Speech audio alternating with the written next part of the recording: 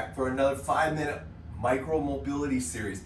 This mobility series is going to be a little bit more lower body dominated, so it's a great mobility series to go ahead and use when you're going to go ahead and do a lower body workout, or if you're going to go ahead and do a run or some kind of cardiovascular training. This is a great 5-minute mini micro series to go ahead and do. We're going to go ahead and once again, I'm going to use my slant board. You could use a 4-inch box. I'd like to go ahead and elevate my hands a little bit more during these micro mini series because it allows me to move more effectively, keep pressure off my low back, and make my hips have to go ahead and mobilize more effectively. Let's get started. The first movement is going to be one that you've seen before, but we're going to do the world's greatest stretch, and we're going to go into this hip lunge position.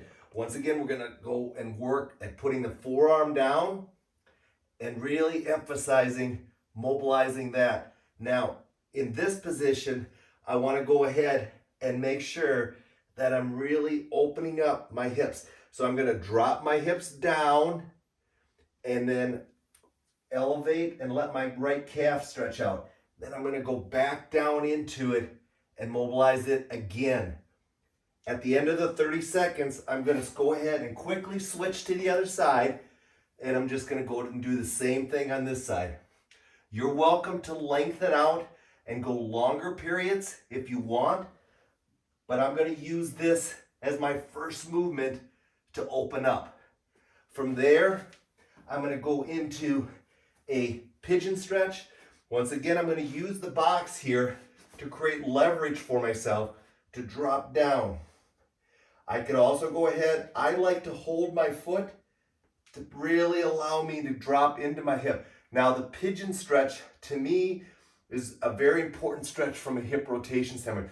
So we're going to actually go ahead and work this for 1 minute. I want to go ahead and really challenge myself. I'm going to move around my upper body. I'm going to drop down. I'm going to go ahead and set my hips down and make sure that I truly get it. And then maybe just go ahead and allow myself to come down to the box and really lengthen out. After 1 minute, I'm going to come out of that, shake it out, and I'm going to go to the other side and do the same thing. I won't demonstrate this completely, but you're going to get the idea. I really want to emphasize hip rotation and opening up that hip. That'll be your exercise number 3. Exercise number 4, I'm going to go ahead, put my foot up here. This is going to be a 2-part series. I'm going to start by just mobilizing my hamstring and calf by straightening my knee and pulling back my foot. For 30 seconds, I'm going to do this. Feel free to switch hands, position your body differently as you go through it. From here, you're going to see I'm going to turn and going to kick my right foot out, and I'm just going to drop back, stretching out my groin and hip internal rotation on my right. Just rocking back. 30 seconds of this. Again, feel free to go longer if you want. At the end of that movement, I'm going to go ahead and come out of it and go into exercise number 5 by just switching sides. I'll show you how I do it on this side now. Just again, pulling my foot back and dropping down. I like the incline board on this once again because it just offers me a little bit better leverage for my foot to push into versus the box itself. The floor will work fine. Feel free to go ahead and just use the floor. And then drop yourself. Now notice how I kick my left foot out to work more hip internal rotation as I'm rocking into it, stretching and holding, back off.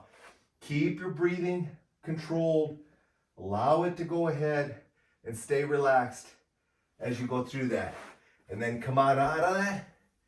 And there you go. You shake your hips out a little bit and you're good to go for another 5-minute micro mobility series.